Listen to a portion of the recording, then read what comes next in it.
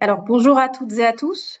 Je vois que beaucoup de participants sont en train de rejoindre ce webinaire. Je suis très heureuse de vous accueillir aujourd'hui. Alors, je vais peut-être laisser 1 à 2 minutes le temps que les participants qui sont en train de se connecter puissent le faire et puis nous allons pouvoir démarrer sans trop de retard, je l'espère. Bienvenue à tous.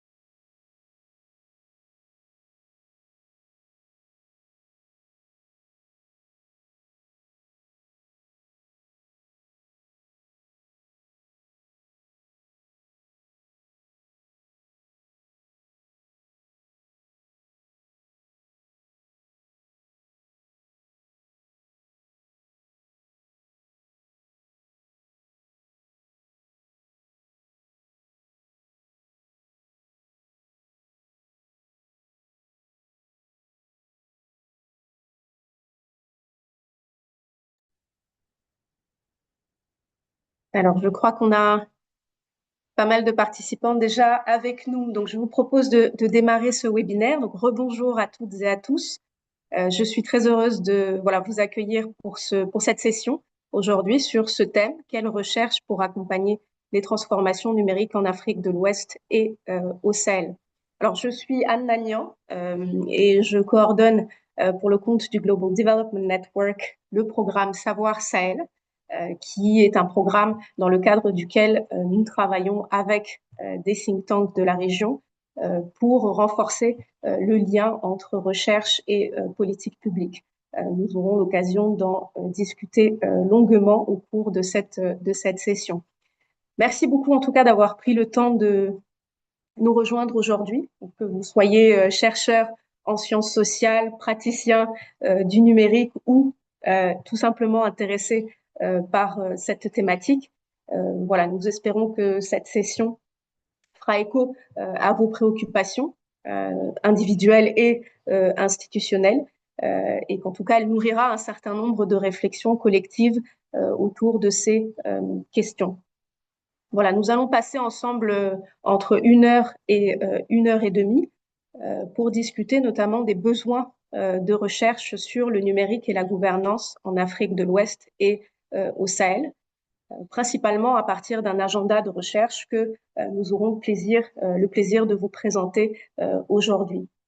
Donc, après une brève introduction sur le processus qui a conduit à l'élaboration de cet agenda, je laisserai avec grand plaisir la parole aux think tanks qui ont pu participer à ce travail, qui partageront leurs perspectives ainsi que les principales questions de recherche qui en sont issues et que nous souhaitons aujourd'hui mettre en discussion.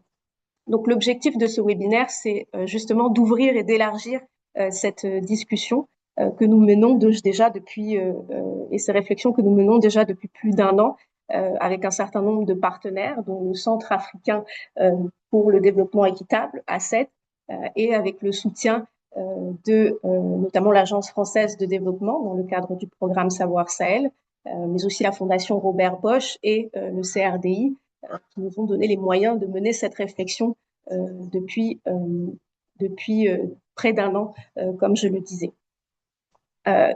Une des questions finalement assez importantes aujourd'hui, pour nous en tout cas, c'est de savoir dans quelle mesure cet agenda que nous allons vous présenter fait écho à vos propres priorités.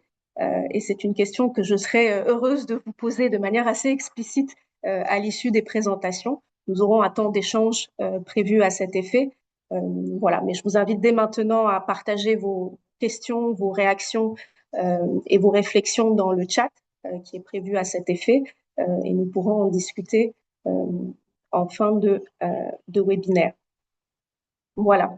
Alors, avant de rentrer dans le vif du sujet Je voudrais aussi inviter le président de GDN, donc Jean-Louis Arcan, peut-être à dire quelques mots sur la mission de GDN et notamment ses priorités en matière de soutien à la recherche sur le numérique.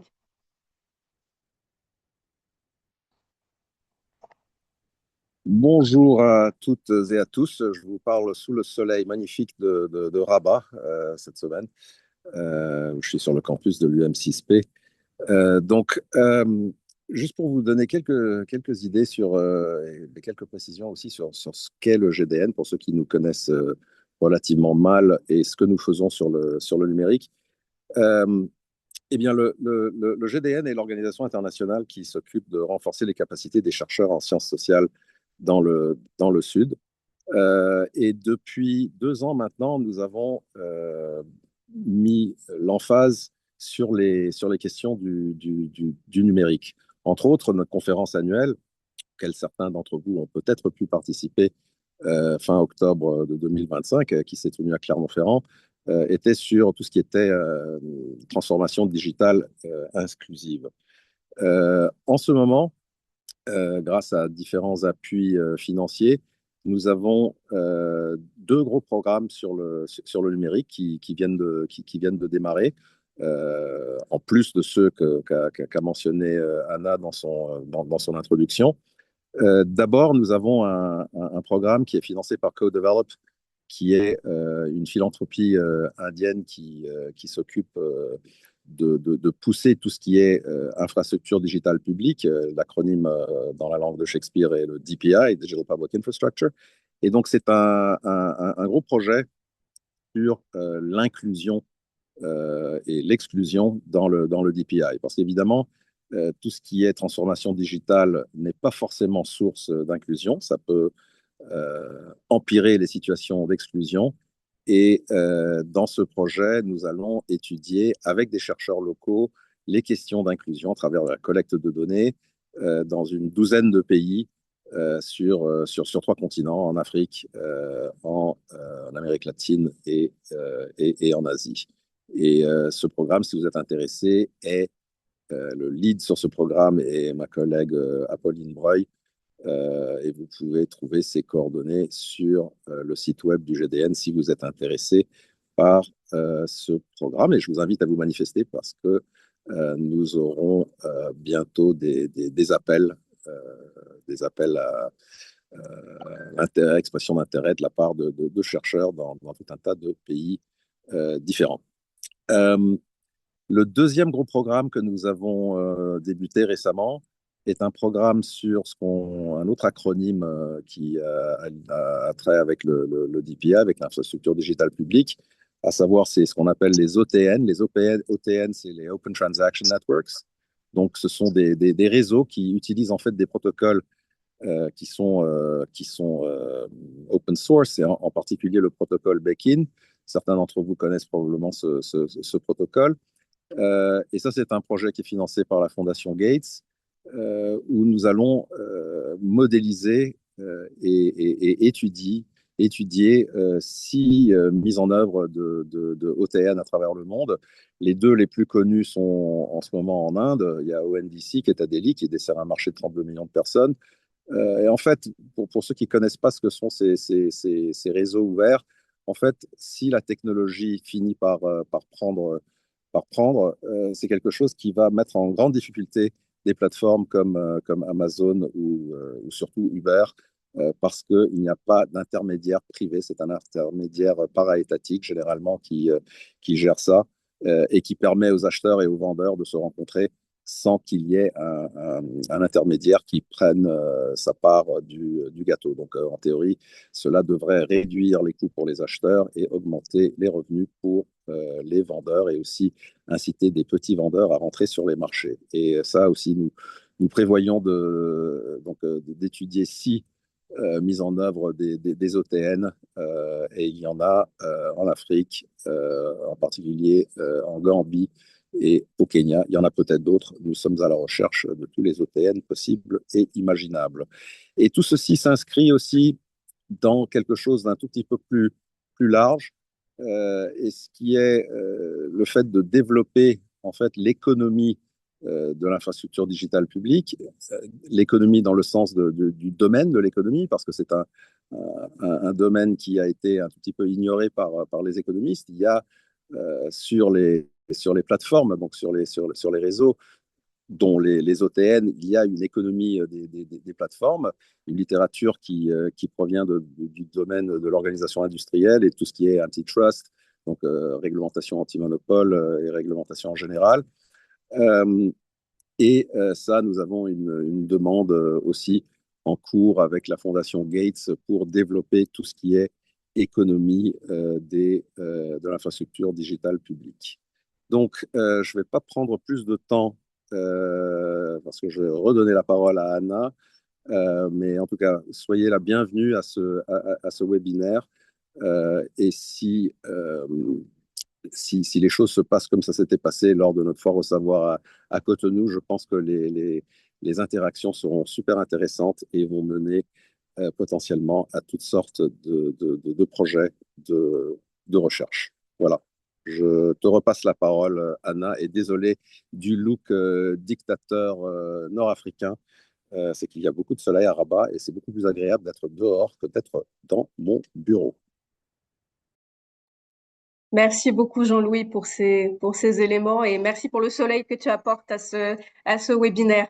Euh, alors, sans plus tarder, je vous propose de passer au cœur de cette discussion qui, vous l'avez compris, s'inscrit dans une vision beaucoup plus large au niveau de GDN, mais vision aussi qui est beaucoup informée par les besoins et les préoccupations des contextes locaux. C'est aussi, en tout cas, dans cette démarche qu'on a essayé de mener cette initiative autour de cette agenda de recherche sur le numérique et la gouvernance. Alors, une première slide peut-être pour poser le débat et expliquer un petit peu comment on en est venu à cet agenda de recherche.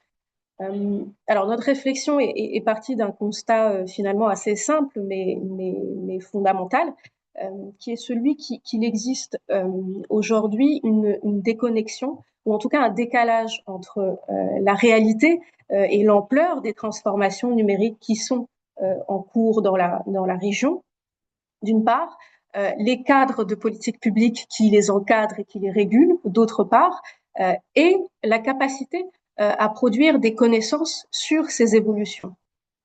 Et ce décalage est d'autant plus, disons, évident et peut-être problématique dans une certaine mesure que ces transformations ne sont plus émergentes.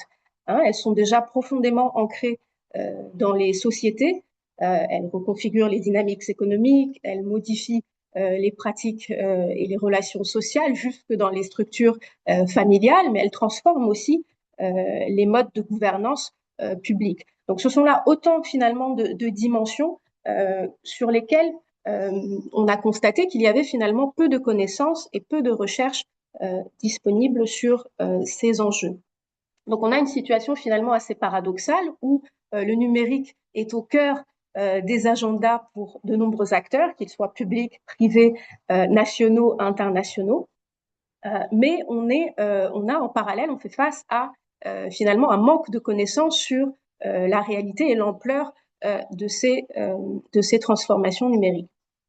Alors, ce qu'il est important de dire ici, c'est que cet agenda dont nous allons parler n'a pas vocation à faire du numérique un objet de recherche uniquement technique ou technologique, mais il s'agit surtout de comprendre comment ces enjeux transforment les sociétés et les enjeux de politique publique. Et on s'est rendu compte en ouvrant cette réflexion que ça ouvrait un certain nombre de questions aussi bien sur les conditions de la recherche dans les pays de la région que finalement sur la recherche globale sur le numérique. Parmi ces questions que j'ouvre à la discussion et pour lesquelles je vous invite aussi à réfléchir, celle de savoir finalement qui définit les priorités de recherche autour du numérique, à partir de quelle réalité politique et sociale, et comment s'assurer finalement que les savoirs qui sont produits localement dans la région puissent refléter réellement les transformations qui sont en cours. Alors, ce sont là de grandes questions que nous, au niveau de GDN, n'avons pas la prétention de résoudre seuls, mais qu'en tout cas, nous trouvons suffisamment importantes pour initier une réflexion collective et un débat collectif autour de ces enjeux. Alors, donc je le disais, c'est vraiment ce double constat, celui d'une nécessité de mieux comprendre les dynamiques sociales autour des transformations numériques et celui de replacer les acteurs de la région au cœur de ce processus qui finalement nous a conduit avec nombre de partenaires à identifier ce besoin d'élaborer un agenda de recherche sur les enjeux numériques depuis et pour la région. Alors, une fois qu'on a dit ça, comment peut-on quelque part définir cet agenda? Là aussi, je crois qu'il est important de dire que cet agenda n'est pas qu'une seule réponse à un manque de connaissances sur ces questions. C'est aussi et surtout un cadre de réflexion finalement sur les manières de produire ces connaissances afin qu'elles puissent informer et répondre aux enjeux de politique publique. Et c'est une question qui est d'autant plus essentielle que dans le contexte de notre région, où on fait souvent le constat d'une déconnexion finalement entre la recherche produite et l'action publique.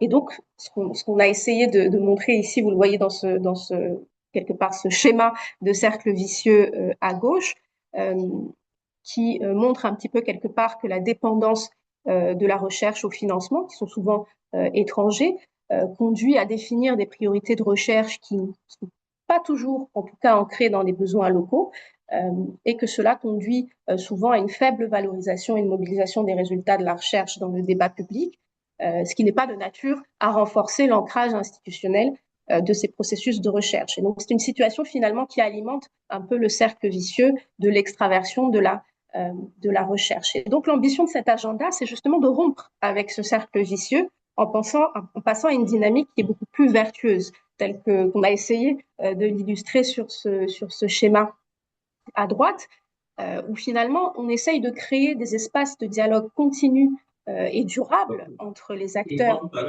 de la recherche et les acteurs influençant à diverses manières les politiques publiques sur les questions du numérique. Donc là, véritablement, il ne s'agit plus de mettre la recherche au service des politiques publiques, mais de faire de la recherche un véritable enjeu de politique publique. Et donc, c'est une dynamique qu'on a amorcée à travers cet agenda de recherche et qui, là encore, a ouvert un certain nombre de questions fondamentales. Comment définir, par exemple, des besoins de politique publique et les priorités de recherche qui en découlent? Qui sont les acteurs pertinents et légitimes pour les porter? Et quelle est la place des acteurs de la recherche dans tout ce processus? Donc, vous le voyez, au-delà finalement de son objet de recherche principal, qui est donc la manière dont les transformations numériques reconfigurent les enjeux de politique publique dans la région, cet agenda de recherche est en lui-même quelque part un objet de recherche pratique dont on essaye, ou à travers lequel on essaye d'élucider finalement les conditions de convergence entre les acteurs de la recherche, les acteurs qui influencent les politiques publiques et les acteurs qui soutiennent aussi bien la recherche que les politiques publiques. Alors, tout ceci justifie quelque part le fait que cet agenda, toujours si on devait en donner une définition, est avant tout un processus. Et c'est un processus qui est continu et qui est structuré en plusieurs étapes, dont l'objectif, c'est de conduire progressivement à quelque part un cadre suffisamment fédérateur autour des besoins de recherche qui sont pertinents pour la région et par rapport aux préoccupations et aux enjeux de politique publique sur les transformations numériques en cours. Alors, c'est un processus qui a débuté, je le disais au tout début, il y a un peu plus d'un an, avec une première phase de cadrage qui a permis, à travers une étude sur les enjeux du numérique dans la région, qui a permis de définir un petit peu les enjeux, mais aussi d'avoir finalement d'identifier ou d'affiner une première hypothèse de travail méthodologique sur la manière de structurer ce processus autour de l'agenda et d'identifier un certain nombre de partenaires, parmi lesquels, je le disais, ACED, avec qui nous avons pu préparer cette deuxième phase qui a consisté en la foire au savoir. J'aurai l'occasion d'y revenir un peu plus là-dessus. Cette foire au savoir est un événement que nous organisons chaque année dans le cadre du programme Savoir Sahel. Et là, il se trouve qu'en mai 2025, cet événement a eu pour thème le numérique et la gouvernance dans la région. Et donc, ça a été l'occasion de réunir un certain nombre d'acteurs pour véritablement poser ou jeter les bases de cet agenda de recherche. La troisième phase qui s'est tenue entre novembre et décembre 2025 a consisté en une revue de littérature, là aussi au format un petit peu innovant, donc j'y reviendrai plus précisément là-dessus, qui a permis d'affiner les priorités de recherche qui avaient été identifiées au cours de la foire au savoir.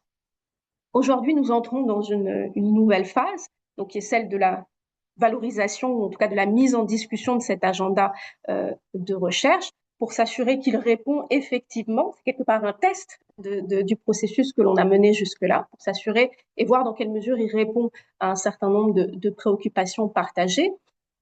Mais c'est aussi l'occasion de lancer, et je vous partagerai davantage d'informations là-dessus, un appel à manifestation d'intérêt pour les chercheurs et les institutions de recherche dans la région, pour finalement évaluer en quelque sorte la compatibilité entre cet agenda et les priorités de recherche qui existent dans la région.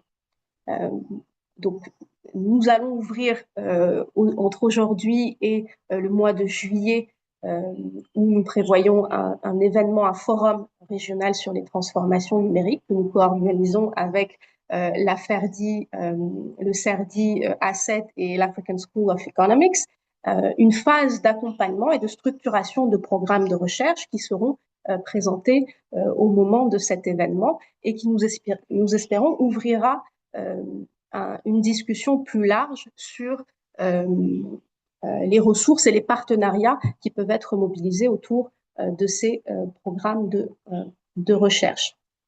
Donc, vous le voyez, la question finalement des ressources et des partenariats, même si elle irrigue quelque part tout au long du processus, intervient en toute fin et pas au début, comme c'est souvent le cas, et comme ce qui définit quelque part finalement le cercle vicieux duquel on essaye de sortir.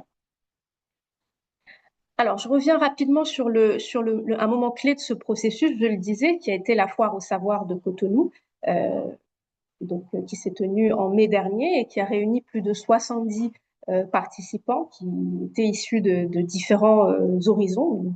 Nous avons eu 13 think tanks de la région, 4 agences nationales du numérique, du Bénin, du Togo, de la Côte d'Ivoire, du Burkina Faso, mais aussi un certain nombre d'acteurs de la société civile, du secteur privé, des acteurs du développement, pour identifier un certain nombre de besoins communs.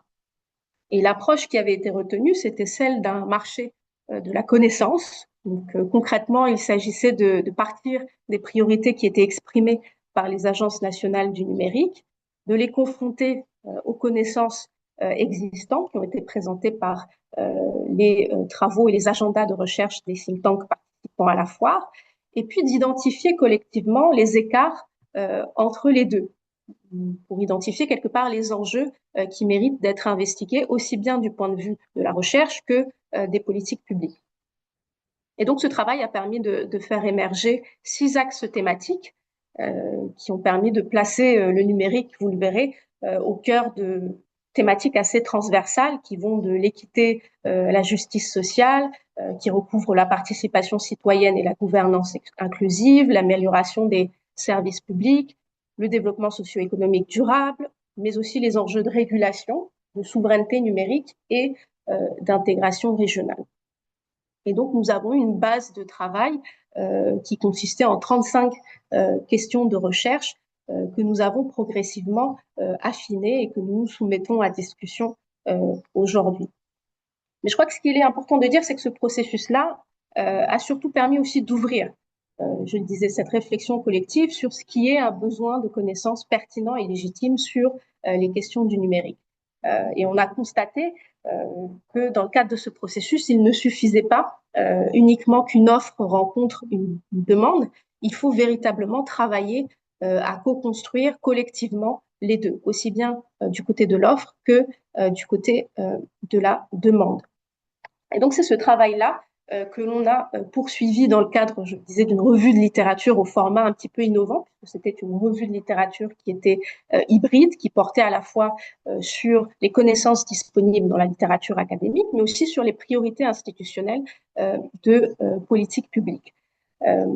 Et nous avons, pour ce travail, souhaité nous appuyer sur finalement l'expertise des think tanks, qui est assez singulière, puisqu'elle permet d'avoir quelque part un recul critique aussi bien sur cette offre que sur cette demande de connaissances. En tout cas, le postulat que nous faisons, puisque ce sont des structures qui sont situées à l'intersection entre la production de connaissances et la décision publique, et dont la position finalement permet de mettre en perspective critique l'ensemble des connaissances, des discours, des institutions et des processus qui contribuent à définir les connaissances d'une part et les priorités de politique publique. C'est donc ce travail que nous avons fait avec une équipe de chercheurs, une douzaine d'équipes de chercheurs issus de think tanks de la région. Donc nous avons eu 6 pays couverts, le Bénin, le Burkina Faso, la Côte d'Ivoire, la Mauritanie, le Sénégal et le Tchad. Alors ces binômes ont travaillé de manière collaborative et ont d'abord été constitués à partir alors d'abord de la convergence de leurs intérêts, puisqu'il y a eu un appel à manifestation d'intérêt, puis à partir de la complémentarité de leurs expertises disciplinaires et géographiques. Donc, nous avons toujours essayé d'avoir des binômes transnationaux pour pouvoir couvrir un champ géographique suffisamment large. Et donc, les travaux dans le cadre de cette littérature ont permis donc de faire d'une part l'inventaire des connaissances existantes sur les questions du numérique en lien avec les axes thématiques de l'agenda, de les confronter aux priorités institutionnelles de politique publique pour évaluer l'écart entre les deux, et enfin de mettre en perspective les lacunes identifiées aussi bien dans la littérature que dans les priorités institutionnelles à partir d'une analyse des enjeux sociaux et des besoins de politique publique sur ces différents axes thématiques. Et donc, c'est un travail qui a permis d'aboutir à une liste affinée et priorisée de questions de recherche que nous présenterons dans quelques minutes, mais aussi d'identifier un certain nombre d'enseignements, à la fois sur, donc je le disais, les priorités qui ne sont pas couvertes par la littérature, mais aussi inversement, des questions de recherche qui ne se traduisent pas nécessairement par des priorités de politique publique.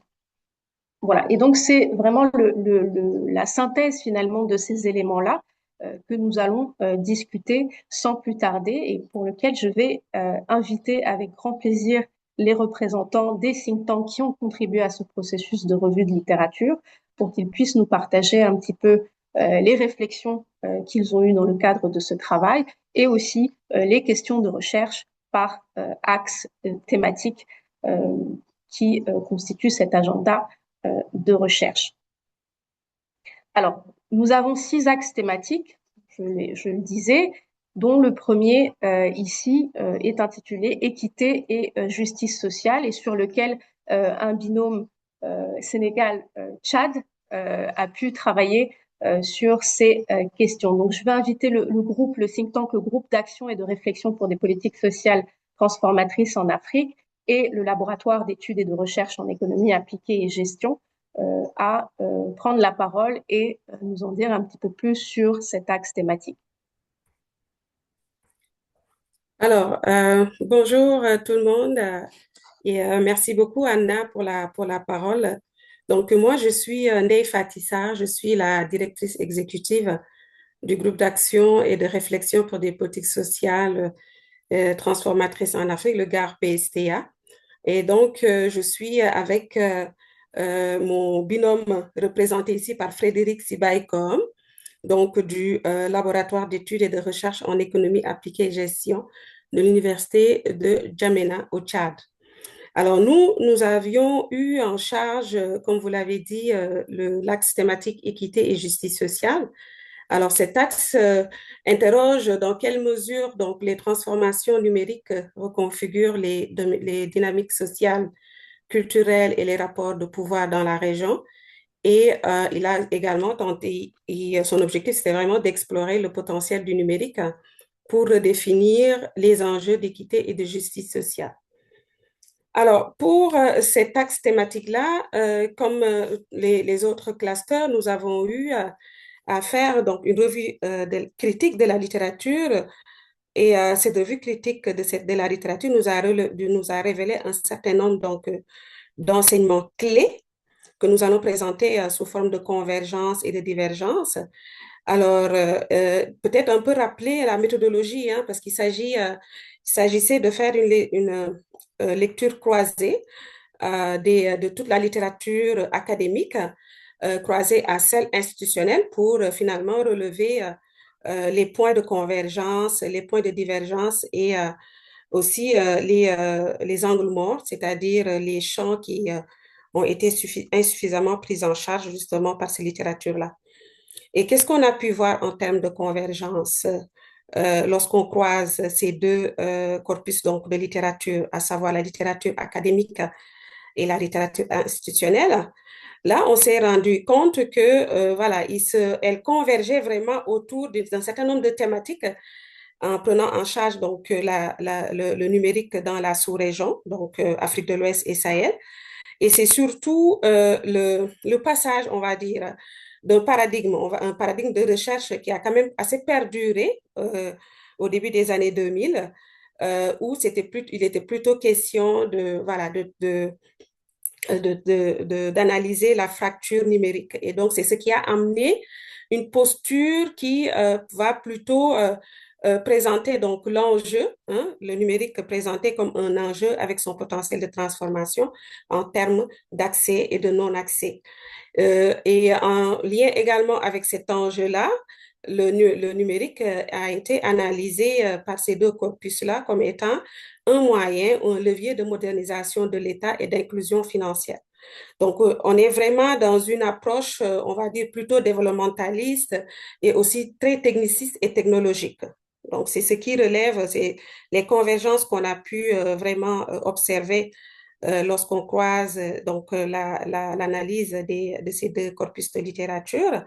Maintenant, en termes de divergence, ce qu'on a pu observer, justement, c'est que oui, les approches, on a dit, hein, l'approche institutionnelle, le plus souvent, adopte cette posture-là techniciste qui va privilégier donc la technologie, l'inclusion financière et aussi à contrario, on va voir que la littérature académique a pu apporter, on va dire, une, une dimension beaucoup plus critique en relevant les dimensions structurelles des inégalités. Donc là, on va réorienter un peu, on va dire, l'analyse vers les causes structurelles. On va plutôt, on va dire, politiser, apporter une dimension beaucoup plus politisée, justement, du numérique. Et donc, je pense que c'est des points de convergence assez importantes qu'on a pu donc relever entre ces deux catégories donc de littérature. Et je disais tantôt que il existe également des points, hein, des dimensions qui n'ont pas été suffisamment prises en charge de notre point de vue. Par exemple, ne serait-ce que l'inégale disponibilité des données empiriques, on voit que, voilà, justement, du fait, on a une région, l'Afrique de l'Ouest, le Sahel, c'est vrai, mais en termes donc de données empiriques, il y a vraiment une inégalité qui a pu être observée selon les pays. Voilà, certains pays, pour certains pays, donc on n'a pas une recherche assez approfondie, des résultats de recherche assez approfondis. Et aussi, on a observé une absence de données sur la valeur produite par l'économie numérique. Ben, l'économie numérique, certes, est conçue et compris et appréhendée selon le prisme donc d'un levier économique avec un potentiel transformateur social économique assez important, mais on ignore jusqu'à présent la valeur réelle justement qui est produite par cette économie numérique-là au niveau de cet espace géographique. En plus de ça, on a également relevé en termes d'angle mort une faible prise en charge ou une faible appréhension du Sahel comme espace politique spécifique. Alors, c'est différent. La nuance, elle est importante parce que oui, le Sahel est bien appréhendé comme étant un espace qui est, qui fait face à des contraintes de sécurité. Donc, il y a des enjeux sécuritaires, mais l'articulation, justement, n'est pas faite et qui amènerait à vraiment le relever comme étant un espace, justement, compte tenu de ces enjeux-là, un espace qui va impliquer une compréhension de sa spécificité et qui va impliquer cette prise en compte justement dans la mise en œuvre des politiques et des programmes d'inclusion numérique ou tout simplement les programmes, les politiques, on va dire, publiques générales basées sur le numérique. Donc, c'est important. Cet aspect-là, on a pu le voir, n'a pas été vraiment, c'est l'articulation en tout cas, et elle n'est pas explicite. On va parler du Sahel comme une zone d'insécurité, mais justement, on ne parlera pas assez du Sahel comme impliquant une contextualisation, justement, compte tenu de cet aspect-là qui, quand même, a été très bien relevé.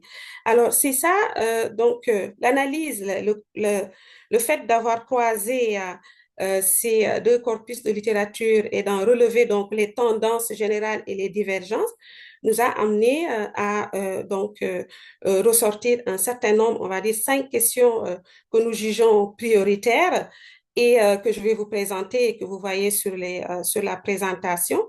Donc, premièrement, la première question, c'est à partir donc de ceci, quels sont les effets sociaux et politiques des formes de contrôle numérique, notamment pour ce qui a trait aux coupures d'Internet aussi, pour lesquelles on ne connaît pas trop, on n'a pas également assez suffisamment de données là-dessus, ça j'ai oublié de le mentionner, de même que la surveillance numérique également, hein, qui est une donnée insuffisamment prise en compte, surtout par les organismes, donc les ONG les organismes publics. La deuxième question, comment les transformations numériques modifient les équilibres sociaux, culturels et les rapports de pouvoir dans les communautés? Donc là, c'est vraiment pour documenter assez suffisamment les effets structurants du numérique dans les dynamiques sociales, comme vous l'avez dit, Anna, dans vos propos. La troisième question, quels mécanismes permettent de réduire structurellement les inégalités de genre dans l'accès au numérique? Donc, on parle de la fracture numérique. On parle également de la fracture numérique basée soit sur le genre ou sur en matière d'espace. Mais il y a quand même cette analyse-là relève le plus souvent est beaucoup plus est plus superficielle que profonde, puisque on met moins l'emphase sur les causes structurelles, donc les causes structurelles de ces inégalités. Donc, on va focuser plus sur les effets de ces inégalités, mais moins sur les causes de ces inégalités. Donc, il est important de documenter ces mécanismes-là afin de voir leur potentiel, de vraiment mesurer le potentiel transformateur du numérique.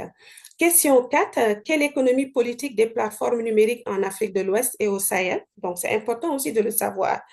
Voilà, la valeur du numérique dans la en Afrique de l'Ouest et au Sahel. Et en dernier, la dernière question, comment renforcer la souveraineté des données et des infrastructures numériques?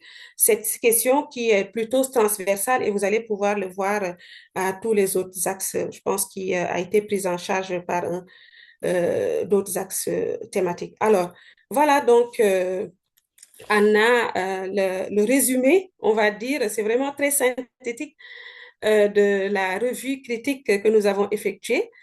Et je ne sais pas si Frédéric voudrait rajouter quelque chose du l'AREH.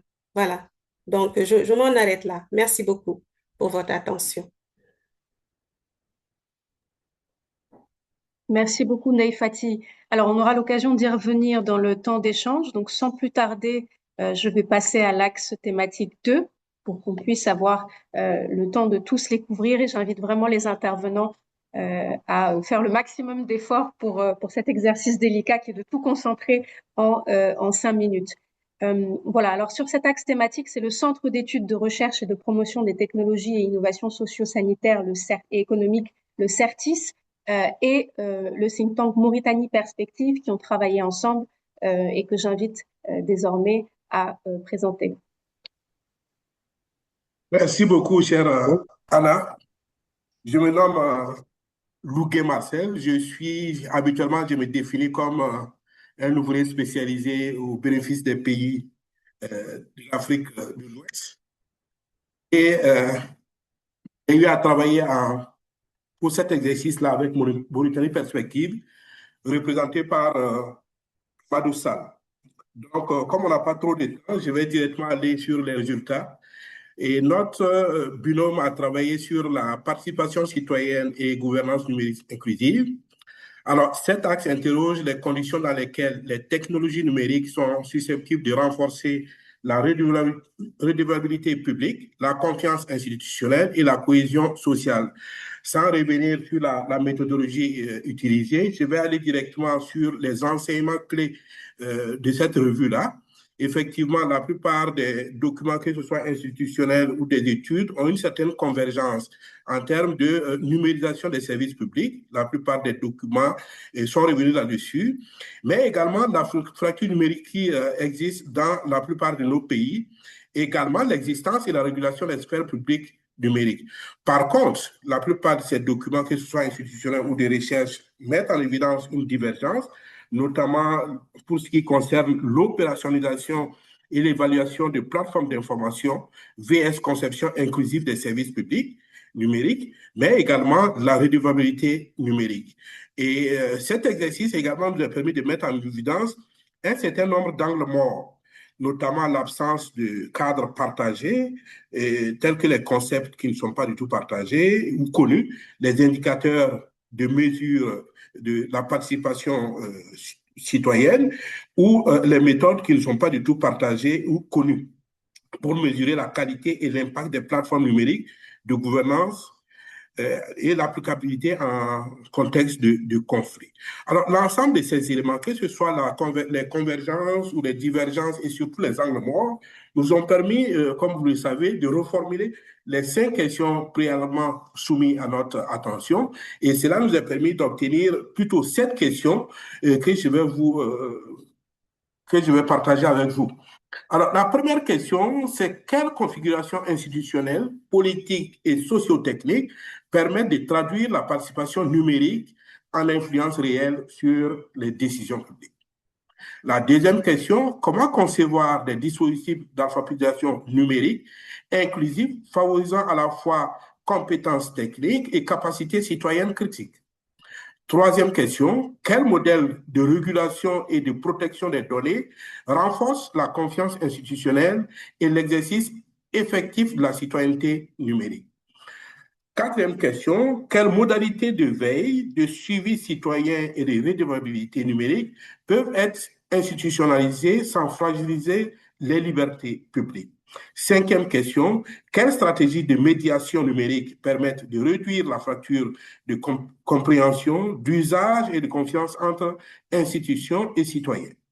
Sixième question, Comment développer et institutionnaliser un cadre d'indicateurs pour mesurer la participation citoyenne numérique, l'inclusion et l'impact institutionnel dans la région? Comme vous le constatez, ça, c'est une des questions qui répond à une absence un angle mort de la recherche ou de la documentation institutionnelle. Et certaines questions, c'est quelle forme de coopération multi-acteurs permettent de coproduire et de gouverner durablement les écosystèmes numériques participatifs.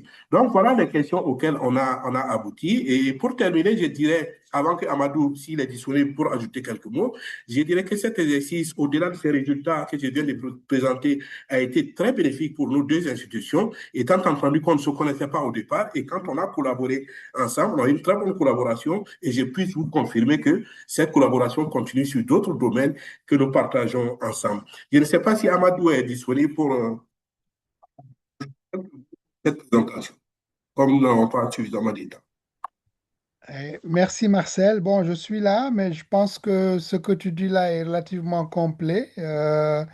Peut-être pour aider les uns et les autres à gagner un peu de temps, je ne vais pas être long. Je vais juste insister sur effectivement le coût gagnant en fait dans la méthodologie. Je pense que la mise en contact entre deux think tanks de pays différents dans cette démarche-là ouvre les horizons. Ça, c'est quelque chose de très intéressant en termes d'impact du processus.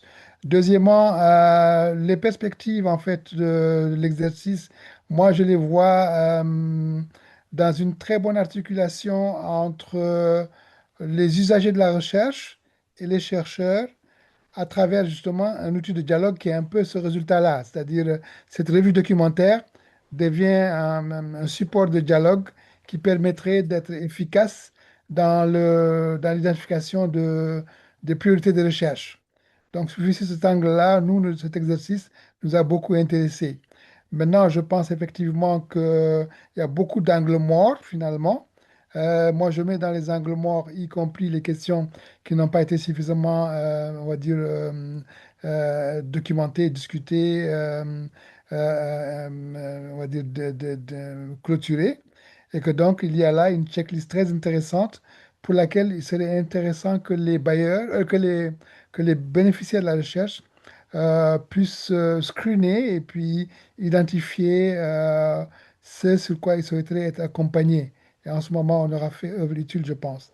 En tout cas, félicitations à toutes nos équipes et félicitations aussi pour cette dynamique. Voilà ce que je peux vous dire. Merci beaucoup. Cher Anna, merci. Voilà un peu la complicité de notre équipe qui va continuer. Vraiment, merci bien en espérant que nous n'aurons pas empiété sur le temps qui nous était imparti. Vraiment, merci beaucoup. Non, non, merci beaucoup. Merci à vous, Marcel et Amadou. Je crois que vous avez soulevé pas mal d'éléments qui mériteraient une discussion plus approfondie. Je vois qu'il y a déjà quelques questions dans le Q&A. Je vous invite à en ajouter si vous en avez.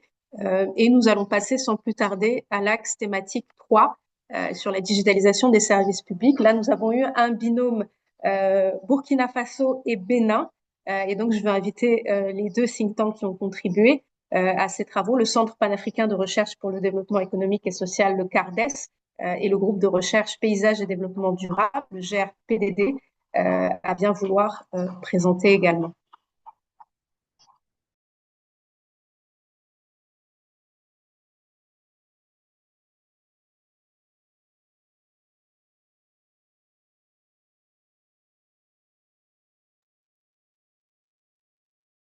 Alors, est-ce que Yayaki, vous êtes là?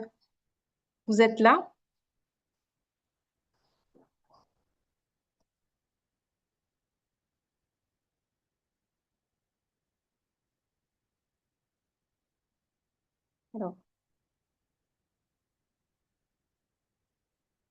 je crois que Yaya avait m'a informé qu'il aurait un petit peu de retard au webinaire et donc m'a demandé peut-être de passer en fin de présentation.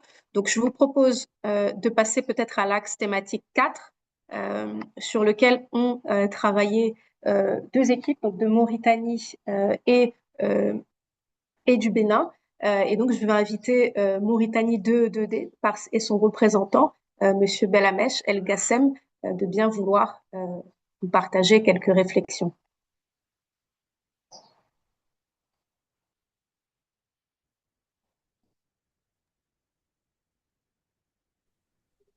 Bonjour Anna, bonjour tout le monde. Est-ce que vous m'entendez? Oui, très bien. Je vous remercie. Donc, nous allons, au nom de l'équipe de 2EDD et du GRPDD du Bénin, je vais essayer de vous faire une petite synthèse de la revue faite par ces deux think tanks. Je mets en relief quand même que ce travail a été réalisé dans un esprit de travail d'équipe et d'apport très enrichissant de part et d'autre, et que l'ensemble des équipes ont produit, ont été intéressées, engagées dans ce processus et que ça a abouti sur beaucoup de conclusions qui nous paraissent intéressantes. Pour ce qui est de la démarche, disons, les besoins de synthèse nous contraignent un peu compte tenu du temps assez réduit à suivre le template, qui est d'ailleurs très synthétique et très pratique, proposé par le GDN, qui consiste à parler d'abord des convergences, les convergences entre les stratégies, les politiques publiques en matière de numérique et les résultats réels sur le terrain, et les contraintes de terrain, par exemple, en termes de convergence. On va surtout parler des opportunités et défis du numérique dans le développement socio-économique de la région ou de la sous-région.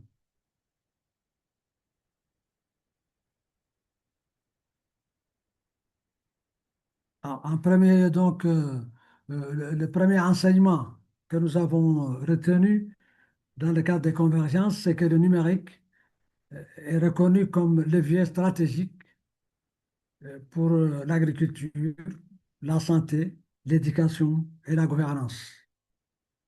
Mais sur un autre plan aussi, la fracture numérique ou les fractures numériques sont imposantes, surtout en termes de fracture territoriale, par exemple de divergence en matière de position territoriale, urbain-rural par exemple, de genre, d'alphabétisation, donc fracture cognitive. Tout ça, ce sont des réalités qui ont émergé réellement de ces convergences, qui sont reconnues en termes de stratégie comme étant des contraintes réelles, ou bien des apports aussi assez positifs notés dans les domaines dans certains domaines sectoriels comme l'agriculture, la santé, l'éducation et la gouvernance. Bon, en matière de divergence, on a surtout noté l'écart entre ambition stratégique et capacité de mise en œuvre. C'est-à-dire, vous avez une faible prise en compte des réalités linguistiques et socioculturelles euh, qui émergent. C'est-à-dire que les langues nationales, par exemple, ne sont pas mises à profit. Les réalités de terrain, les réalités socioculturelles aussi n'ont pas été très bien prises en charge dans le cadre de ces politiques de numérique, ou bien même divergent un peu par rapport à la réalité même de la mise en œuvre de la politique. Ce qui fait qu'il y a un fossé, comme exemple, on vient de citer le fossé croissant entre l'urbain et le rural, entre les zones côtières et les zones sahéliennes. Vous avez par exemple des pays où il y a plus d'avancées, comme le Sénégal, la Côte d'Ivoire, dans le cadre des pays. Et vous avez d'autres qui sont moins lotis en matière de possibilités, comme la Guinée, la Mauritanie, etc. Bon, pour les angles morts, euh, nous voyons qu'il y a un domaine quand même très important qui est réellement absent dans le cadre des stratégies, c'est-à-dire le domaine en rapport avec le coût environnemental. Le coût environnemental du numérique, complètement donc ignoré. Les modèles de gouvernance du développement numérique sont peu documentés et la viabilité économique des solutions rarement évaluée. Ça, ce sont bon, bien sûr, en termes d'angle mort aussi, nous avons, euh, nous avons constaté nous avons aussi constaté qu'il y a aussi un secteur qui est complètement délaissé, c'est-à-dire celui de la sécurité, la cybersécurité, qui ne figure pas qui ne figure pas dans ces approches-là.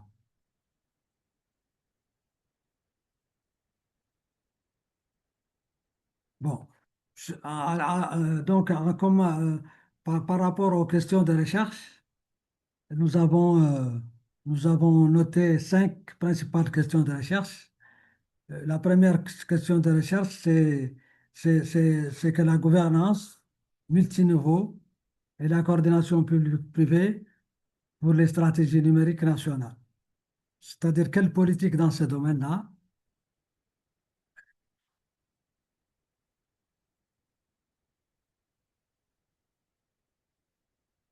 Ah, donc, pour ce qui est des questions de recherche, comme j'ai dit, euh, par rapport à la première question, en matière de gouvernance, la question qui se pose, c'est quel modèle de gouvernance multiniveau et mécanisme de coordination permettent, de coordination publique-privée permettent une mise en œuvre effective des stratégies numériques nationales.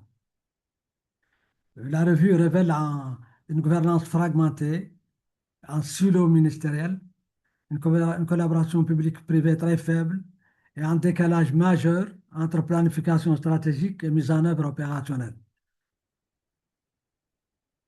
Comme piste, on peut proposer des unités interministérielles dotées de budget et de mandats clairs, des approches agiles et expérimentales, une harmonisation régionale renforcée.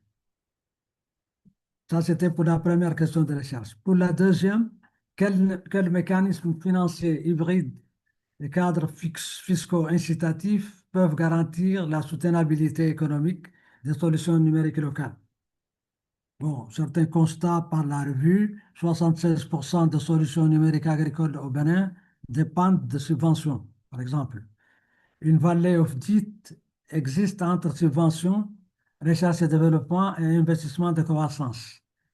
Beaucoup d'exemples de cette réalité donc de vallée of debt, comme au Bénin, etc. Et puis, dans l'ensemble, le partenariat public-privé est insuffisamment maîtrisé. Comme piste proposée, l'existence de fonds de préamorçage nationaux et régionaux pour financer les démarrages, le pacte fiscal numérique avec moratoire pour jeunes entreprises, les instruments de garantie pour inciter les banques, etc., à appuyer les nouveaux projets. Question 3. Comment concevoir et évaluer des interventions numériques sobres et contextualisées pour les zones rurales marginalisées? Le constat de la revue, la fracture territoriale est criante. 78% d'accès à Internet en ville contre 57% en zone rurale, par exemple pour le Bénin. Le taux d'analphabétisme de 65,6% pour les adultes freine l'adoption. Les solutions importées sont peu adaptées aux contraintes linguistiques et socioculturelles locales. La santé numérique est qualifiée de mythe en milieu rural. Les pistes, solutions low-tech basées sur la voix des langues locales. Modèle hybride, école physique plus numérique. Médiation humaine et espace public d'inclusion.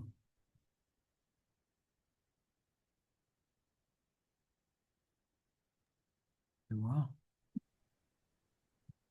El Gassem, excusez-moi de vous interrompre. Je ne sais pas si c'est à mon niveau que ça coupe. Ouais. Voilà, ce que je voudrais vous suggérer par souci de gain de temps, c'est peut-être de nous présenter les Ouais, je questions suis de là. recherche. Il me reste uniquement Nous, 2 questions. voilà, merci beaucoup. Nous aurons l'occasion de revenir sur les Ok, recommandations d'accord. et Donc, je passe rapidement à la quatrième question. C'est quels dispositifs spécifiques permettent de transmettre les stratégies numériques, un levier efficace de réduction de la fracture de genre de manière transversale. Bon.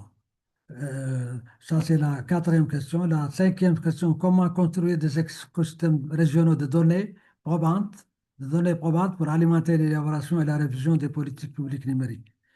Dans l'ensemble, le message clé, c'est que la réussite de transformation numérique en Afrique de l'Ouest francophone est fondamentalement politique, institutionnelle et sociale. Elle exige une volonté politique, une coopération régionale renforcée, un engagement en faveur de l'équité et des investissements stratégiques dans les fondements humains et infrastructurels. Je vous remercie. Je voudrais savoir si mon collègue professeur Gildas veut ajouter un petit mot. Et je vous remercie.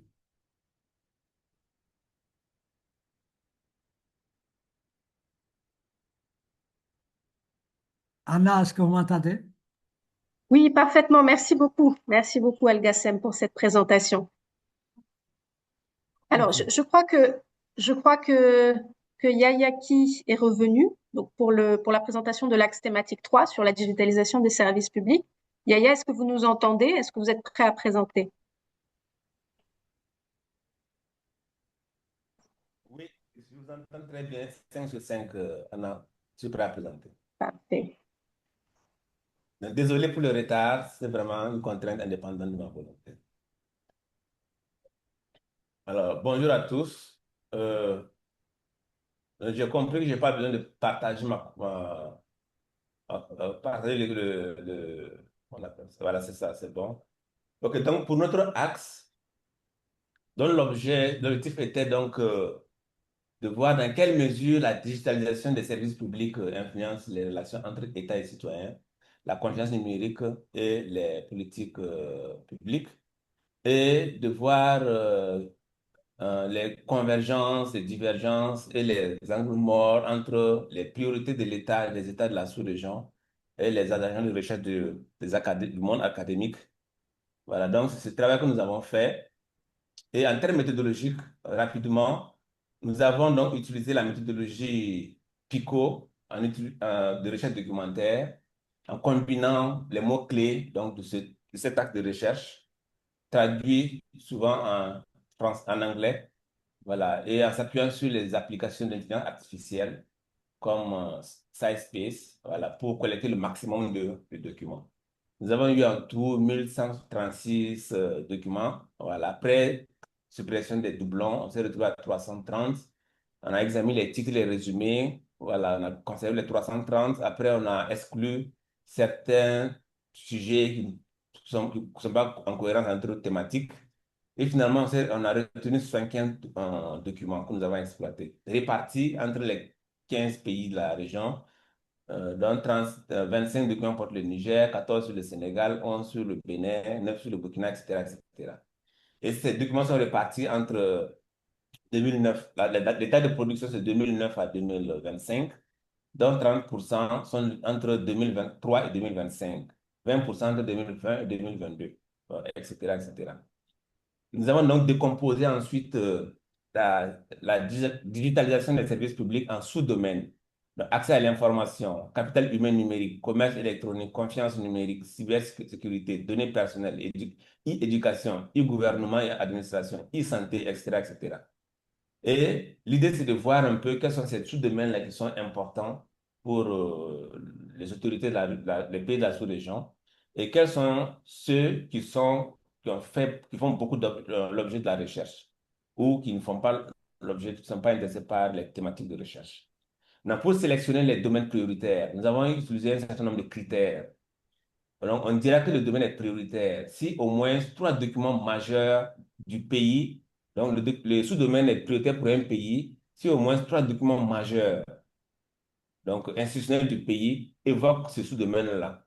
Par exemple, qu'on appelle ça, le référentiel national de développement peut l'évoquer, le plan sectoriel peut l'évoquer et d'autres documents officiels, donc, le plan stratégique, par exemple, le plan stratégique peut l'évoquer. Donc, puisqu'on a fait la recherche aussi bien sur les documents académiques, la littérature académique, la littérature grise. Donc, on prend les documents de la littérature grise et on vérifie est-ce que, pour chaque pays, est-ce que ces sous-domaines-là sont évoqués dans au moins 3 documents majeurs. Ensuite, on cherche la part du budget alloué au secteur. C'est vrai qu'on a eu beaucoup de difficultés pour ces critères-là, mais pour la majeure partie des pays, on a pu vérifier l'importance du sous-secteur donc, en termes de budget donc dans le budget de l'État. Ensuite, est-ce qu'il y a des impacts nationaux attendus, des impacts forts attendus? Plus souvent, dans les documents de référence, des documents officiels, on dit, voilà, tel sous-secteur est important parce que ça peut résoudre tel ou tel problème. Est-ce qu'il y a un impact fort au niveau national? Est-ce qu'il y a une présence d'appui de partenaires techniques et financiers? Donc, dans les documents, dans la littérature grise, il y a aussi les documents des partenaires techniques et financiers qui indiquent un peu, souvent, qu'ils ont soutenu tel ou tel projet, et voilà les objectifs du projet. Et on regarde est-ce que les sous-domaines là appellent dans ces objectifs. Voilà. Est-ce qu'il y a un besoin identifié critique? Voilà. Donc, on applique bien cet ensemble de critères, puis on retient les sous-domaines. Donc, finalement, nous avons pu retenir, pour aller vite, comme je n'ai pas beaucoup de temps, nous avons pu retenir un certain nombre de sous-domaines. Voilà. Et dans ces sous-domaines, maintenant, on regarde enfin, les sous-domaines qu'on considère comme prioritaires par les autorités. On regarde est-ce que la littérature académique couvre l'ensemble de ces sous-domaines-là. Et c'est de là on dégage donc les convergences. Si les domaines sont importants pour la littérature grise et qu'on retrouve ces domaines dans la littérature académique, divergence, c'est-à-dire c'est important pour l'un des acteurs et pas pour l'autre. Et angle mort, nous jugeons que c'est important, mais ni l'État, les autorités, ni la littérature académique ne s'attardent sur ces sous-domaines. Donc voilà en gros comment nous avons procédé donc, pour cette, euh, cette partie. Donc en termes de questions de recherche, donc la première question que nous avons identifiée, donc quel est le cadre conceptuel pour rendre compte donc, du rôle des secteurs informels donc, dans l'adoption et l'usage des services publics numériques. En fait, cette question-là dérive du fait que dans le travail académique, la littérature évoque 5 grandes théories. Le fondement théorique même de l'importance de la digitalisation, l'économie numérique, tout ça, ils évoquent 5 grandes théories. Les théories fondatrices de l'économie appliquée à la digitalisation, les théories de l'innovation et du changement technologique, les théories liées à la productivité, donc de technologie, de l'information et de la communication et la croissance, les théories de la gouvernance publique et de la digitalisation et les théories évolutionnistes, institutionnelles et de transformation digitale. Mais dans aucune de ces théories, on ne tient compte de la spécificité des pays de la sous-région. Comme vous le savez, ces États sont caractérisés par une faiblesse institutionnelle persistante, donc à un niveau d'informalité économique et une empreinte durable des modes de gouvernance hérités de la période coloniale. Donc, cette spécificité-là n'est pas suffisamment prise en compte, n'est pas prise en compte dans le cadre théorique même d'évaluation et qu'on appelle ça, d'efficacité de la digitalisation.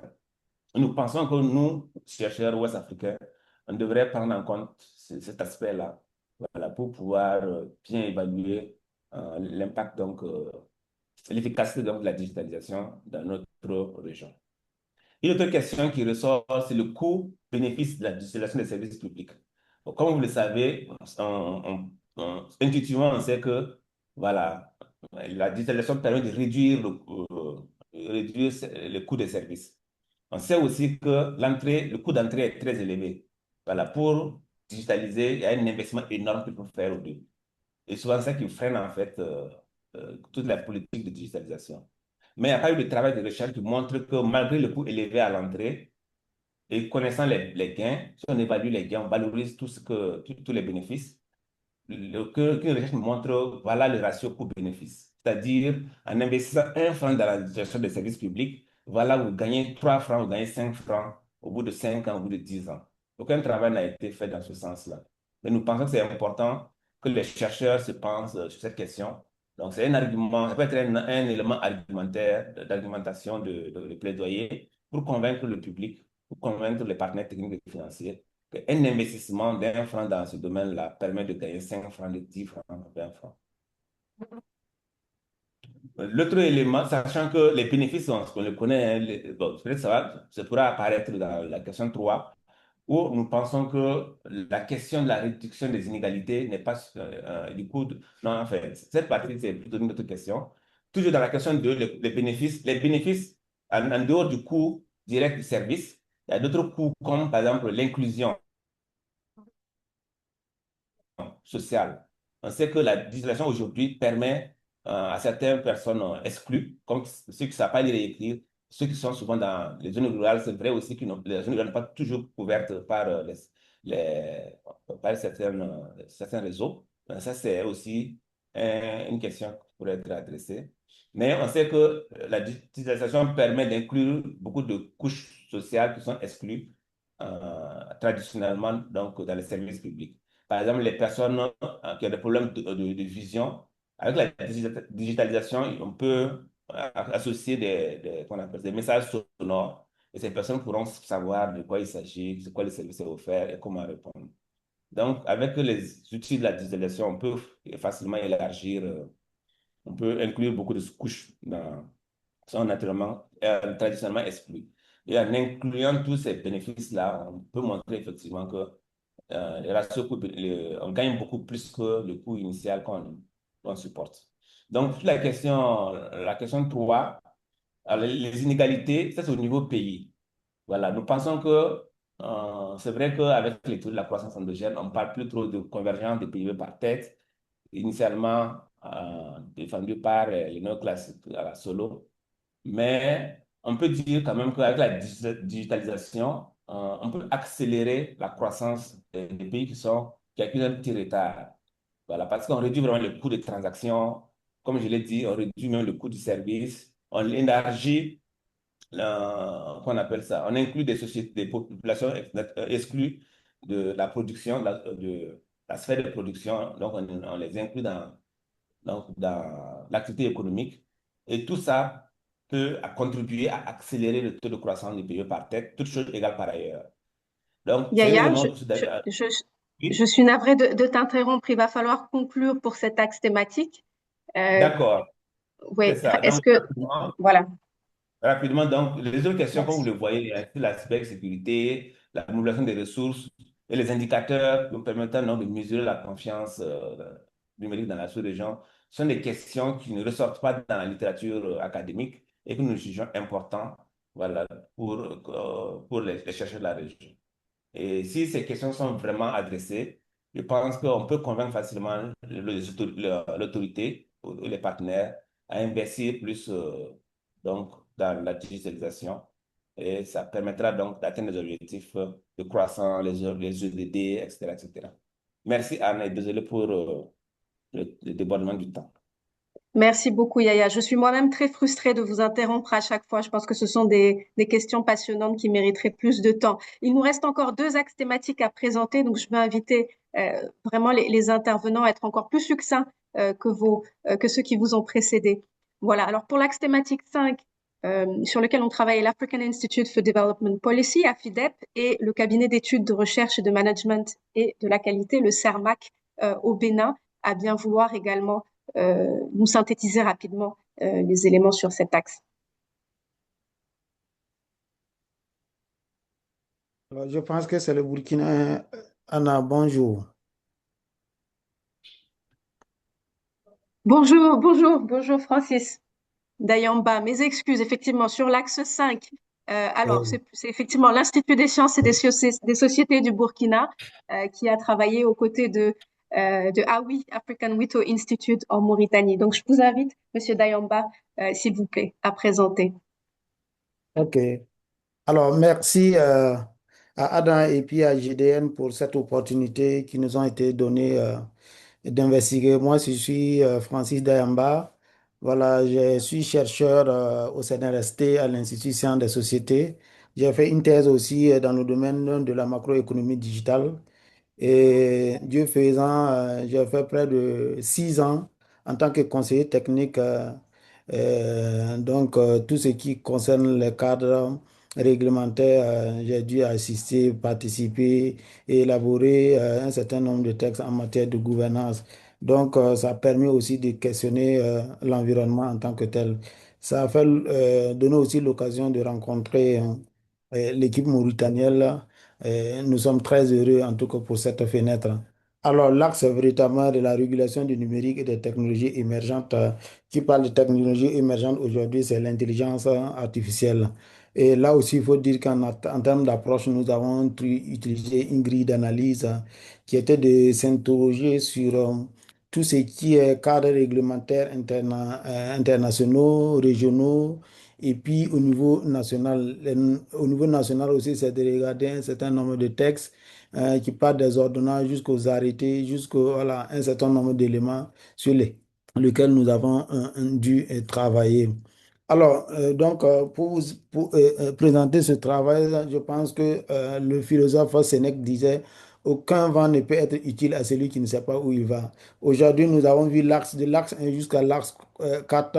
Les effets du numérique aujourd'hui ne peuvent avoir de l'ampleur assez importante si au niveau de la gouvernance, au niveau de chaque pays, la gouvernance fait défaut. Donc, c'est pour cela, nous, cet axe interroge les conditions institutionnelles, financières et opérationnelles qui vont permettre de garantir la soutenabilité des solutions numériques dans la région.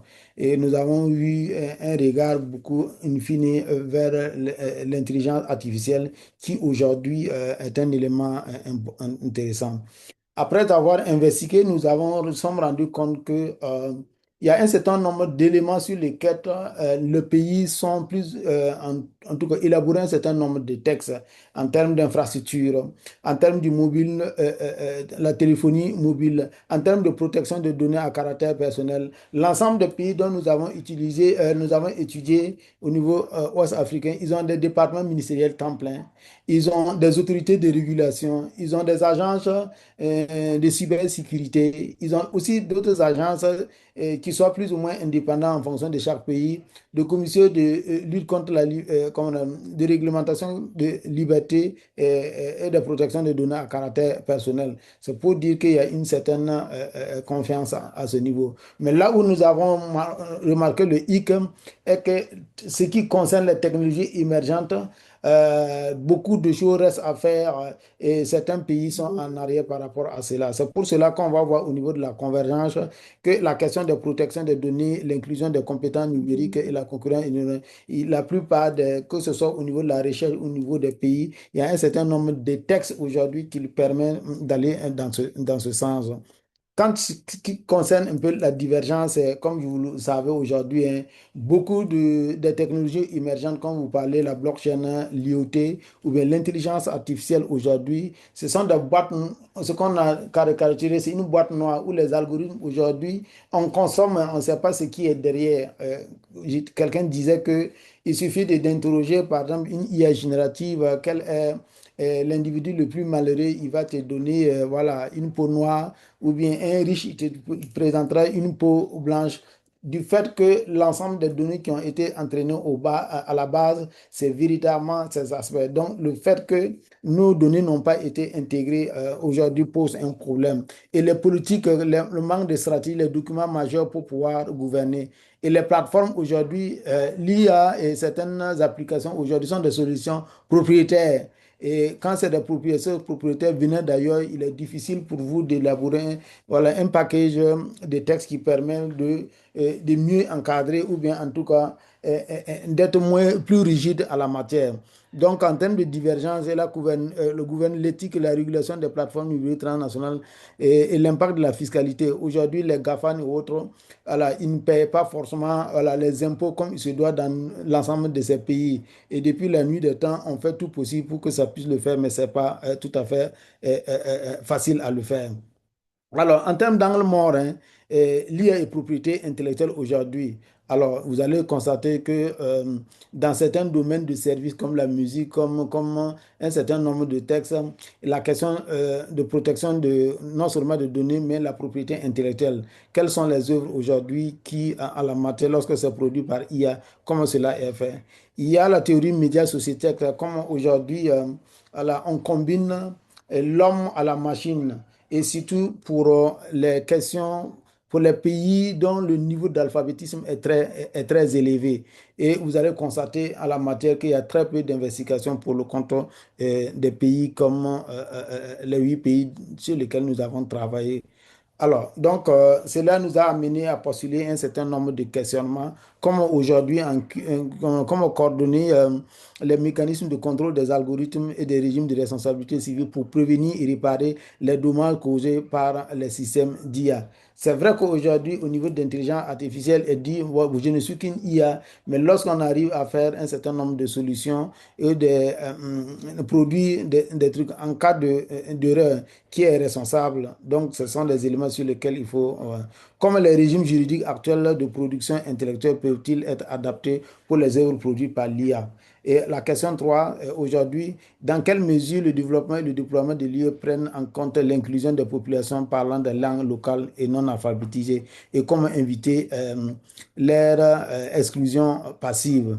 De plus en plus, vous voyez que les IA sont dans d'autres langues, ça c'est un, nos langues ne sont pas entraînées avec, et il y a déjà la fracture numérique qui les mettait à l'écart. Aujourd'hui, avec l'avènement de ces outils aujourd'hui, la problématique de l'exclusion et la problématique de l'équité pose véritablement problème.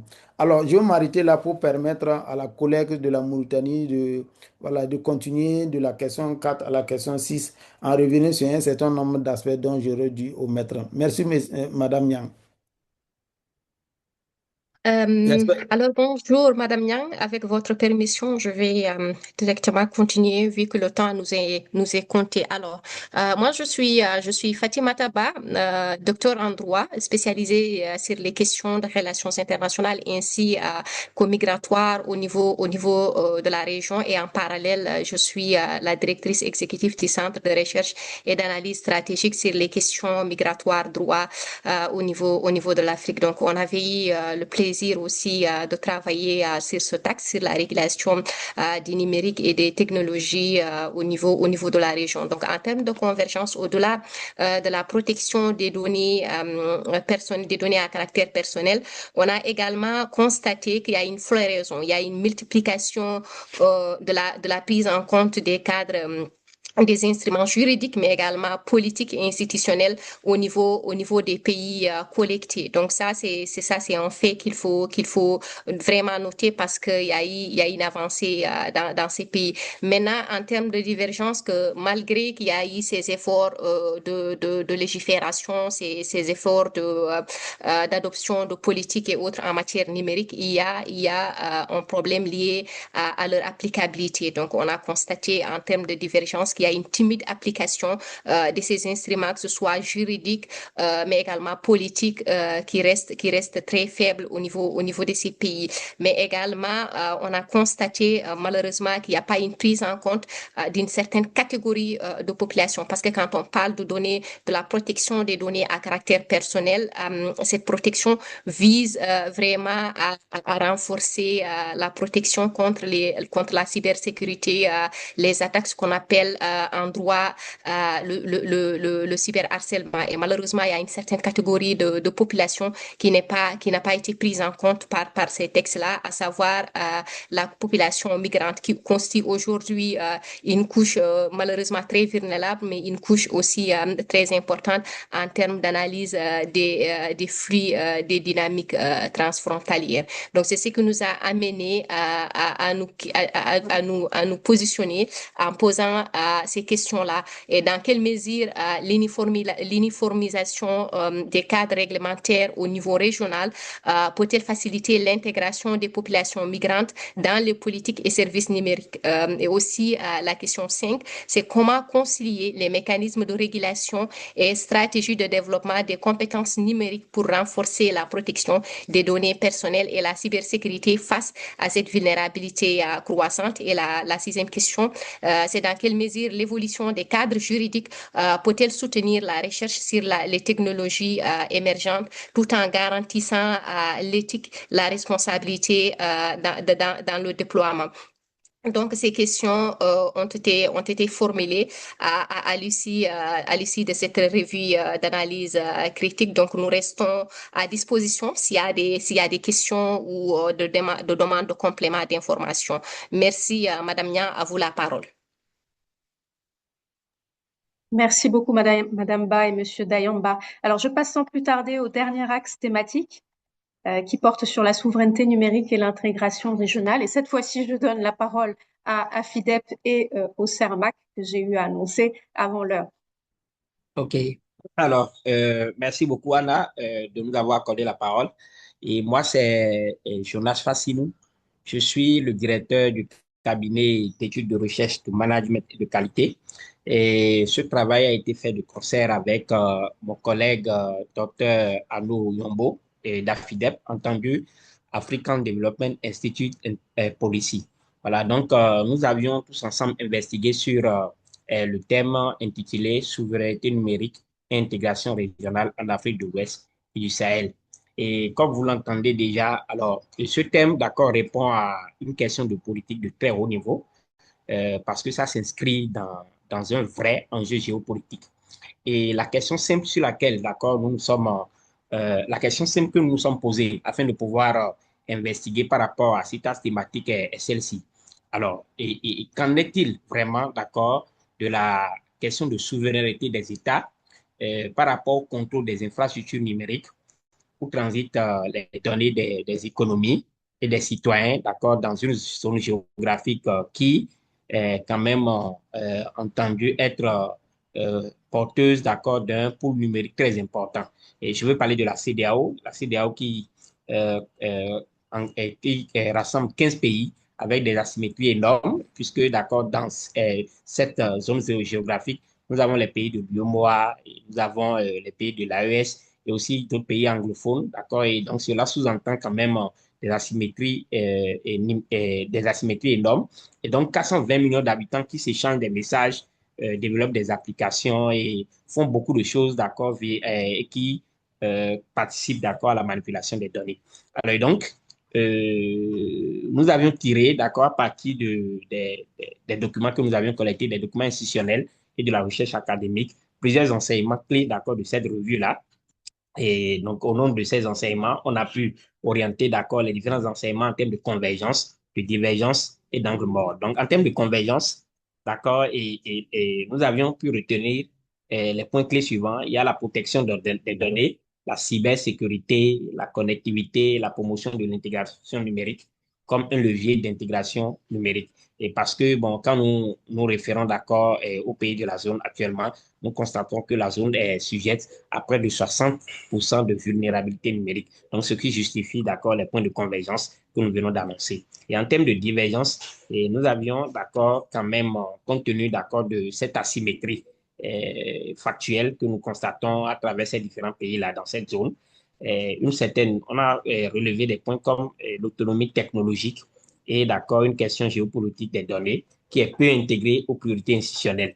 Donc, il y a aussi les questions de digitalisation des services publics et d'interopérabilité administrative qui manquent d'études empiriques.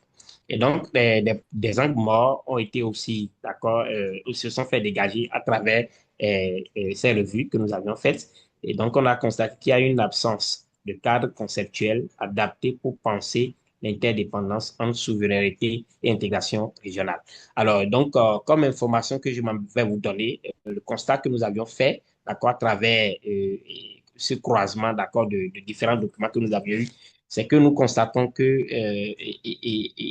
cette zone, d'accord, est dépendante du point de vue énergie de près de 75%. Et leur résilience globale, d'accord, est de 45%. J'ai dit tantôt, j'avais énoncé tantôt que la zone est sujette à une vulnérabilité cybernétique de 60%. Donc, c'est un gros problème. Gros problème parce que quand nous nous référons, d'accord, au centre de données mondiaux, on constate que l'Afrique ne gère que 1%, d'accord, des centres de données mondiaux. Ouais, c'est vraiment une problématique. Cela nous a permis, d'accord, d'en arriver à des questions clés, des questions de recherche auxquelles, d'accord, on peut répondre pour pouvoir arriver vraiment à investiguer du point de vue approfondi, d'accord, sur les différents éléments de cette revue-là. Alors, la première question est celle-ci.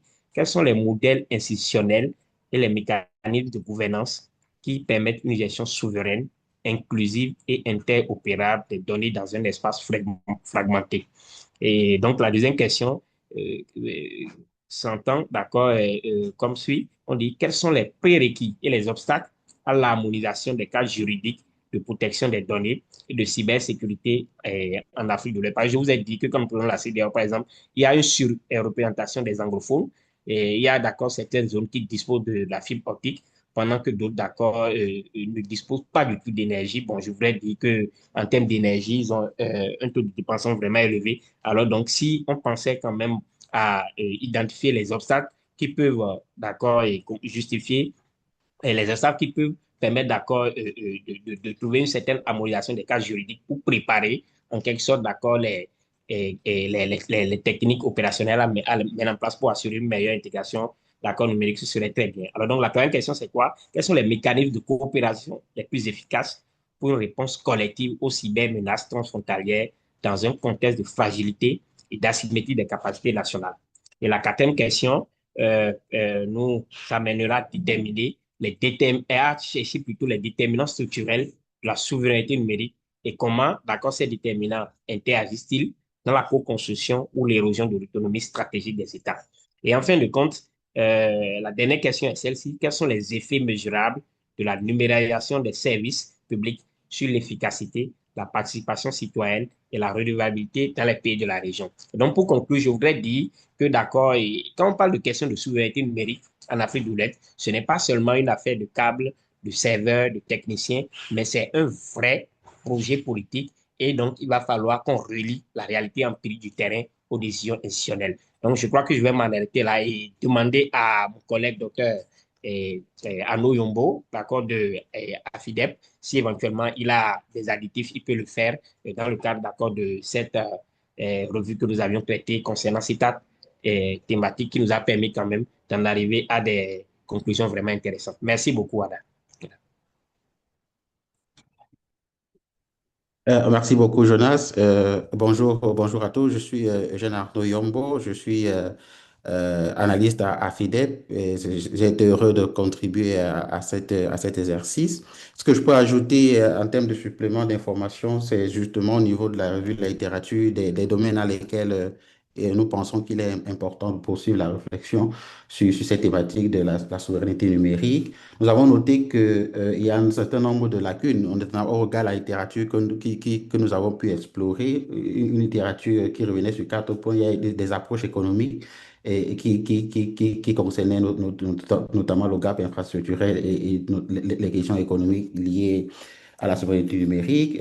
Nous avons décelé une approche économique des travaux qui vont dans ce sens-là, des approches géopolitiques qui insistent sur la souveraineté numérique aussi, et des thèses, ce qu'on appelait des thèses technicistes sur le renforcement des capacités et l'éducation numérique. Ce qu'il en ressort en termes de lacunes, qu'il y a notamment une absence d'études sur la mise en œuvre des cadres régionaux, notamment en matière de protection des données et de cybercriminalité dit comme je pense que les collègues précédemment sont revenus dessus.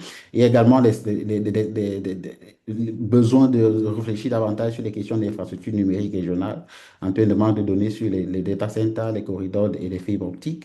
Nous avons également noté que d'autres domaines restent ignorés, notamment pas de travaux sur la fiscalité et l'économie des plateformes, pas de travaux sur les fintech des transfrontaliers et pas de données sur l'e-commerce aussi.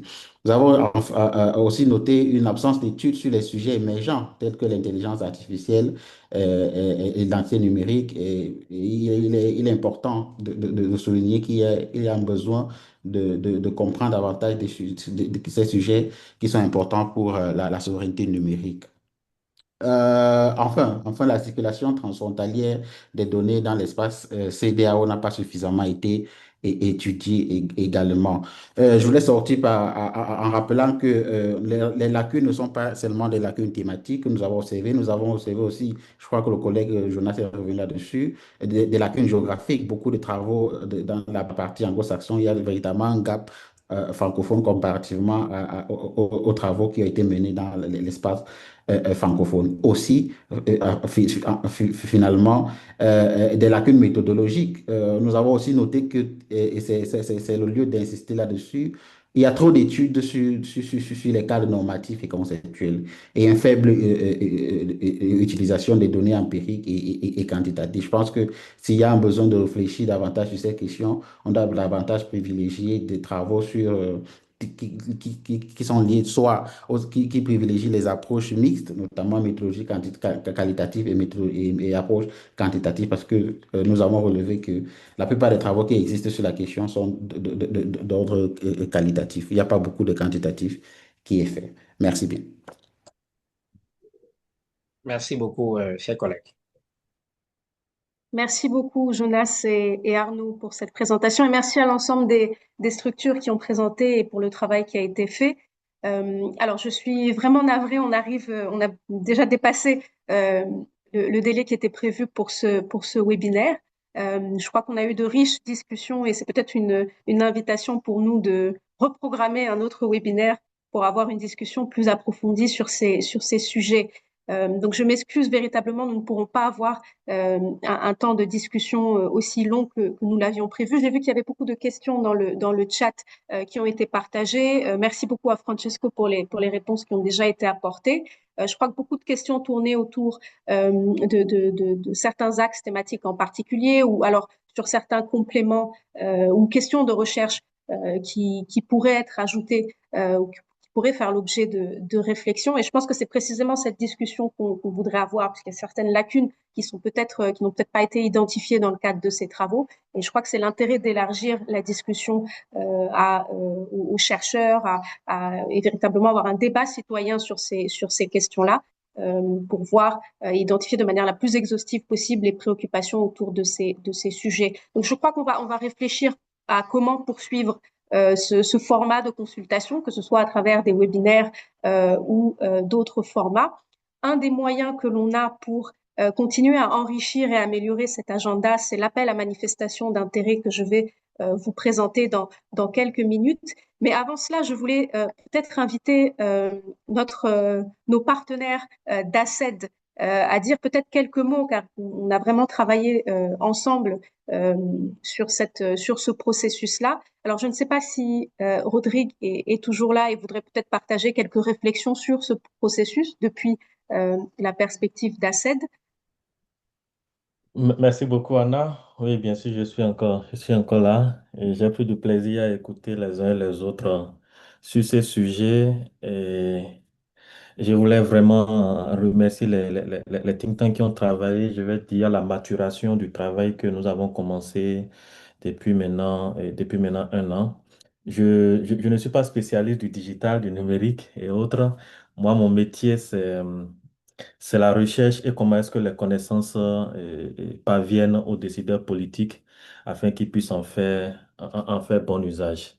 Nous avons donc commencé cet exercice en nous assurant en fait que ces utilisateurs finaux soient, je vais dire, à la réflexion du départ et les déclinaisons qui ont été faites au niveau des différentes questions sont toujours, et puis restent toujours dans le cadre qui a été défini dès le départ. Donc, je pense que les connaissances qui vont en sortir seront donc toujours utiles pour les décideurs politiques. Comme Anna, et tu le disais, c'est un processus qui a commencé il y a longtemps. Nous sommes à la phase de valorisation et ensuite donc engager les partenaires, les différents partenaires. Peut-être certains sont ici, d'autres que nous allons retrouver dans d'autres cadres pour nous assurer en fait que ces questionnements ne restent pas juste une liste pieuse de questions, mais qu'elles puissent réellement passer sur on va dire, les processus de recherche et générer les questions, les réponses plutôt, j'allais dire. Parce qu'in fine, c'est là qui est important. Hein. Ce n'est pas une liste de questions, mais c'est les réponses, les données qui vont en sortir afin qu'elles puissent servir à créer de l'impact du changement sur le terrain. Merci beaucoup, Anna, et merci à tous les intervenants pour cette belle contribution au débat. Merci. Merci beaucoup, Rodrigue. Tu me fais une parfaite transition avec ma slide sur les perspectives et les prochaines étapes. Je crois aussi effectivement il va falloir passer de cet agenda à des programmes de recherche qui pourront être mis en œuvre et opérationnalisés. Et c'est dans ce cadre-là que l'on lance dès aujourd'hui, et ce webinaire est l'occasion de le faire, cet appel à manifestation d'intérêt, donc qui cible à la fois des chercheurs en début ou en milieu de carrière en sciences sociales et des institutions de recherche qui sont orientées ou qui ont pour vocation explicite d'informer les politiques publiques et qui souhaiteraient collaborer ensemble dans le cadre d'un incubateur de programmes de recherche. Donc l'idée, c'est vraiment voilà, de soutenir quelque part un processus d'institutionnalisation de cette collaboration-là entre chercheurs et institutions de recherche. Et nous sommes très contents en tout cas personnellement, très contents de travailler avec ma collègue Ida là-dessus, qui mène un programme d'accompagnement des jeunes chercheurs dans la région. Et donc, c'est véritablement l'opportunité de voir dans quelle mesure les priorités de recherche de ces chercheurs convergent avec celles des institutions de recherche et dans des programmes de recherche qui répondent aux préoccupations et aux besoins qui sont identifiés dans cet agenda de recherche. Donc, il y a vraiment l'objectif, il est vraiment triple, c'est susciter ou favoriser cette collaboration au niveau individuel et institutionnel, continuer finalement ce processus où on essaye de parvenir à structurer une offre de recherche à partir des capacités et des priorités existantes des acteurs de la recherche.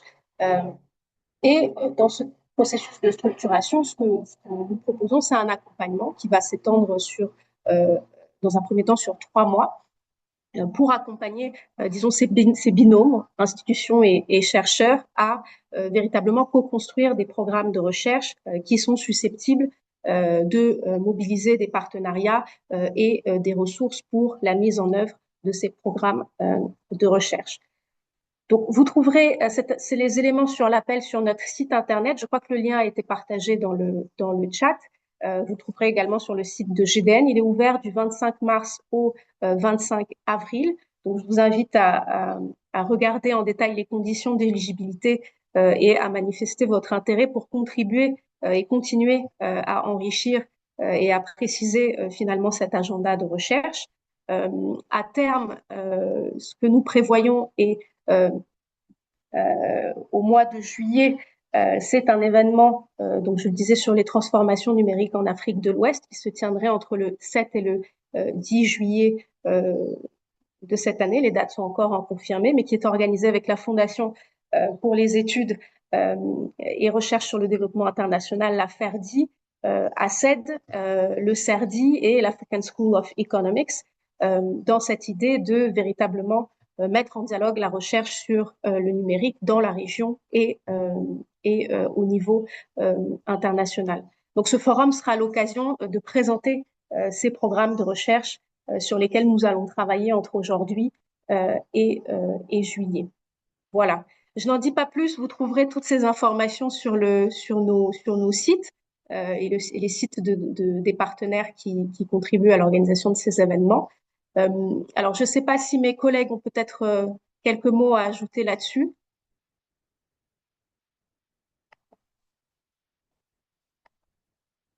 Alors, je ne vois pas de... Alors, je vois qu'une main levée. Ida, vas-y.